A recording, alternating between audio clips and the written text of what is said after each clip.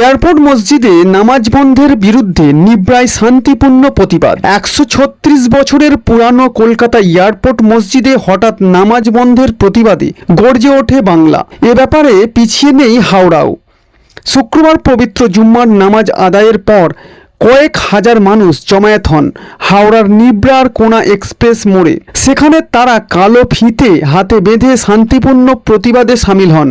ভারতের জাতীয় পতাকা হাতে নিয়ে তারা এই প্রতিবাদে অংশ নেন।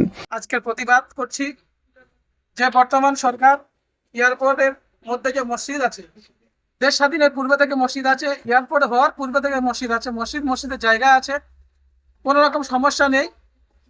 যদি কোনো রকম সমস্যা থাকে সেটা আমাদের মুসলিম সংগঠন, মুসলিম পার্সোনাল ল বোর্ড, জমিয়ত উলামা হিন্দ এবং দারুল উলুম দেওবন্দ, আমাদের মুসলিম মাথা, তাদের সাথে আলোচনা সাপেক্ষে এর কোনো একটা সমাধান করা দরকার। আমরা এটা সরকারকে জানাচ্ছি।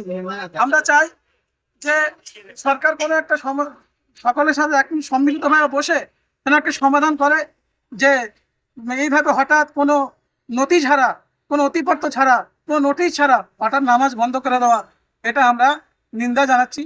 সরকারের কাছে আমরা অনুরোধ একান্ত যে আপনি আমাদের মুসলিম সংগঠনের সাথে বসে আলোচনা সাপেক্ষে যেটা সুরা হয় সমাধান করে এর কোনো একটা সমাধান করা।